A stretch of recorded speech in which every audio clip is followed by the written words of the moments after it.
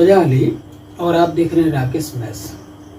10th class के लिए एक टॉपिक है समानांतर श्रेणी के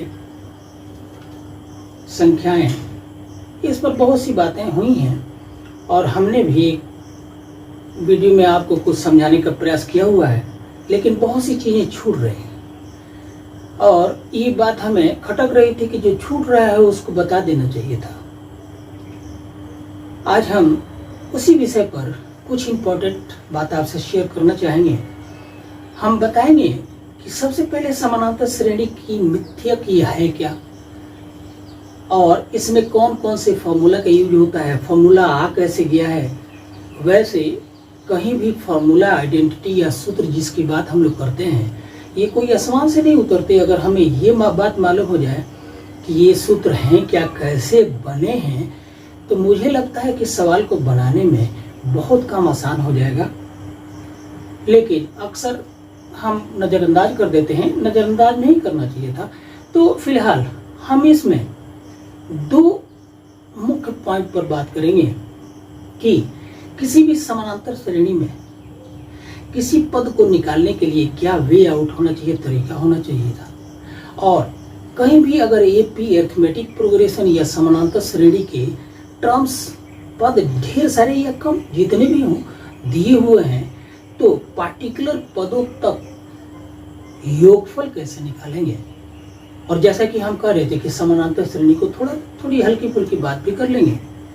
तो सबसे पहले समानांतर श्रेणी की बात करते हैं कि भाई संख्याओं को जब सजा के रखा जाता है किसी नियम के साथ, नियम ये कि भाई दो संख्याओं के बीच में इतने का अंतर हो या इतने का गुणनफल हो, या एक को भाग देने पर इतना है, दूसरे उससे अगले वाले को पहले वाले से इतना भाग दिया जाए तो इतना है। इस तरह की मतलब कोई ना कोई रूल हो, संख्याओं को हम सजा रहे हो,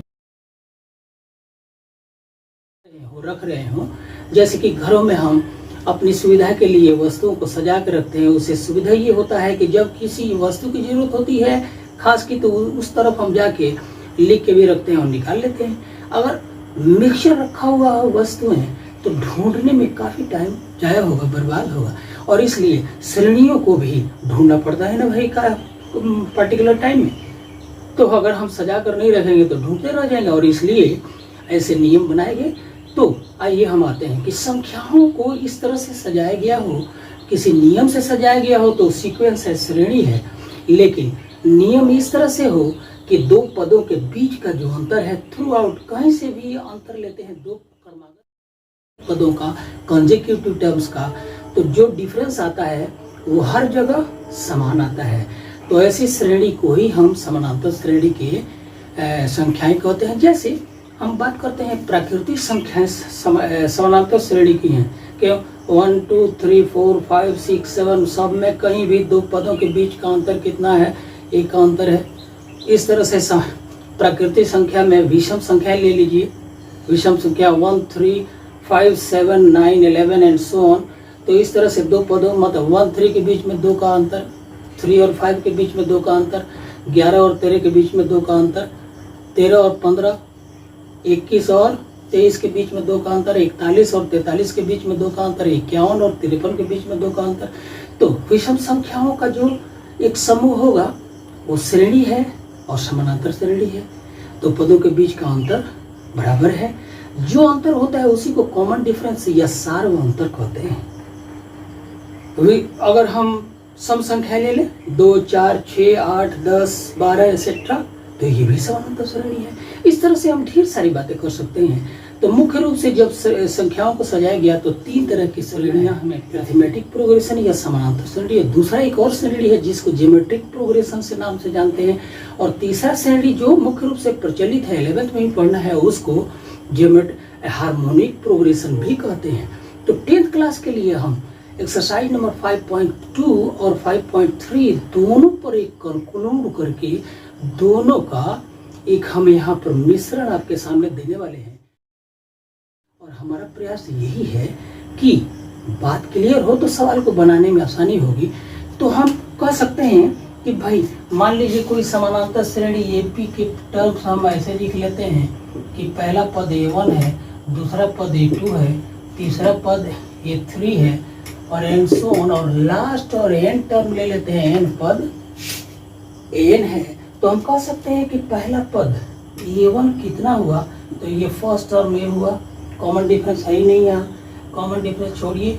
अब हम दूसरे पद की बात a2 की बात करें तो ये कह सकते हैं कि ये a1 में d मिला देने से मिलेगा, मतलब a2 क्या है, तो पहले पद में d मिला दो मतलब कॉमन डिफरेंस, तो a1 की जगह a लिख सकते हैं, मतलब ये हो गया कि a प्लस डी। उसी तरह से a3 अगर निकालना हो तो हम कह सकते हैं कि a2 में d मिला दो, मतलब 3 निकालना है तो 2 में d को मिला दो तो अगला पद होगा, क्योंकि तीसरा पद दूसरे से कितना अधिक है, तो d अधिक है, मतलब कॉमन डिफरेंस अधिक है।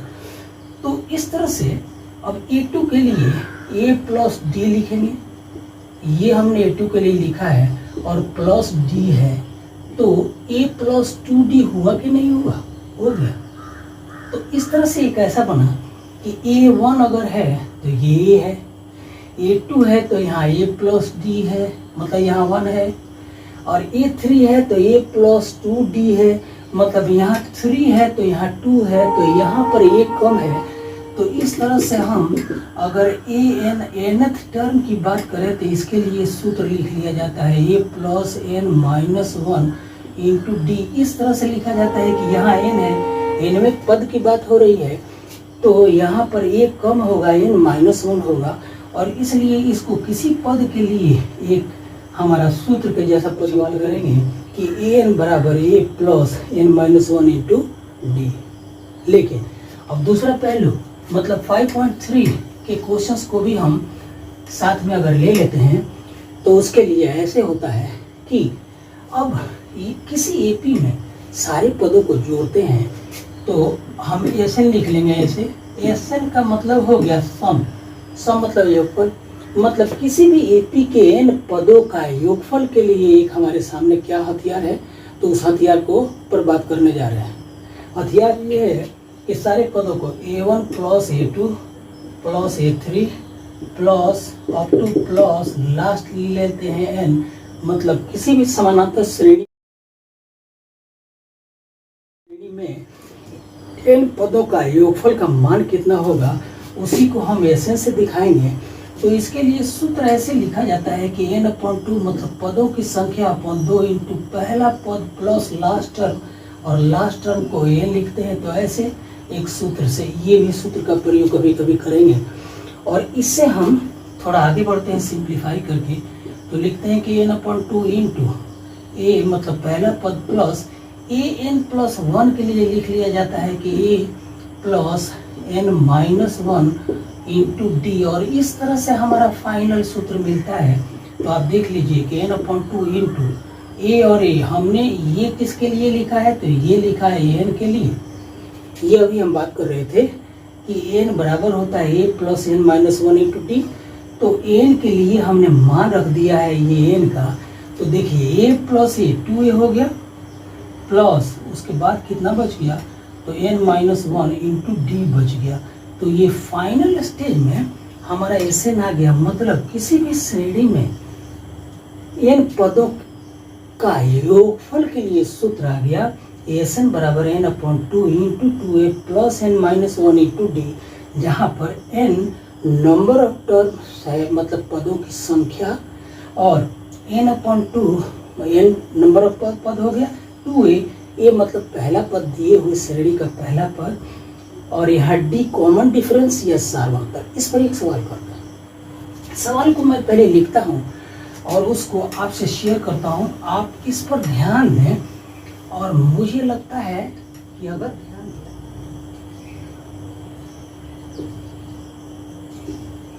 सवाल ऐसे कुछ ले लिया,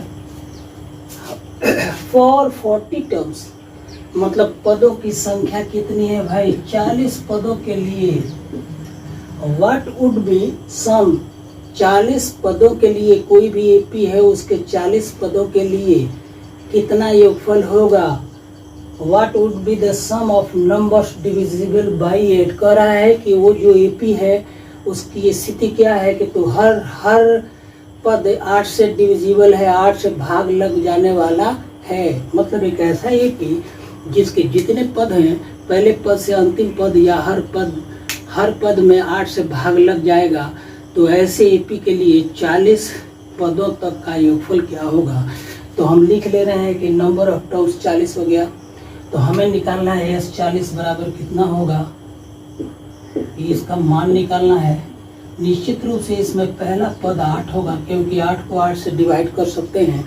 और डी का मान कितना होगा, तो 8 का ही अंतर होगा। तो हमें ये सब मिल गया, लेकिन हमें निकालना है एस एन। तो एस 40 निकालना है, तो हमें और इसमें क्या क्या चाहिए, तो नंबर ऑफ टर्म्स के लिए 40 रखेंगे अपॉन 2 रखेंगे इंटू 2a का मान 40, ए का मान 8 है, प्लस नंबर ऑफ टर्म में से मतलब 40 में से 1 घटाएंगे तो 39 होगा इंटू डी। तो यहाँ डी रख देते हैं, डी का मान 8 है, अब सारा निकल जाएगा। ऐसा करने से एस 40 तो यहाँ पर 8 हो जाएगा 39 इंटू ये 40 बराबर 40 को 2 से काट दिया 20 आ गया, और ब्रैकेट में 8 दूना 16 आ गया, प्लस 8 से गुना कर लीजिए, 9 72 के 2 7 8 3 का 24 और 7 7 11 31। तो टोटल कितना हो जाएगा, तो 20 इंटू 6 2 8 2 3। अब इनको गुणा कर दिया जाए, चलिए गुणा कर ही लेते हैं। 8 दूना 16 का 6 दूना 4 1 5 3 दूना 6, इतना आएगा। मतलब 40 पदों का योगफल इस तरह से होगा। तो ऐसे सवाल हम निकालेंगे। अब हमने योगफल पर भी ले लिया, अब हम पदों की संख्या पर ले लेते हैं कि कोई पार्टिकुलर पद किसी भी समानांतर श्रेणी में कितना होगा। तो एक सवाल इसको लिखते हैं, आप इस पर ध्यान दें। हम एक सवाल ऐसे ले लेते हैं,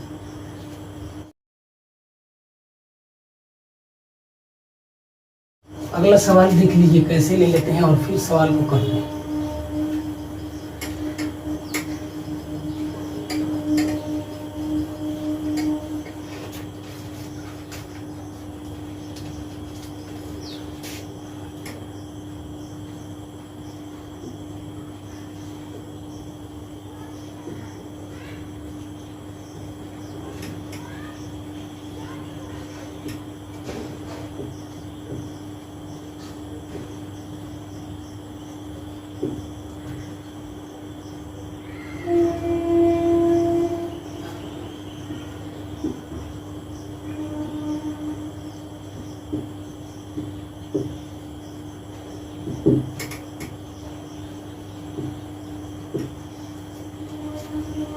दोस्तों खास ध्यान दीजिए, सवाल ये है, सवाल को मैं पढ़ के हिंदी और इंग्लिश दोनों में समझाने का प्रयास कर रहा हूँ।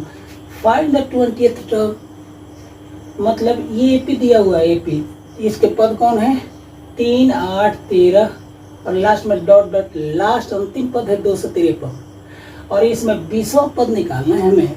का मतलब ये हुआ कि ये 20 बराबर कितना, ये निकालना है हमें। और चूंकि ये 20 है तो नंबर ऑफ टर्म्स पदों की संख्या 20 हो गई, ये सब क्लियर है। अब क्या, तो समझ लीजिए कि find the 20th term from last, मतलब इधर से ऐसे, इधर से चल के 20वां पद नहीं, इधर से चल के 20वां पद निकालना है।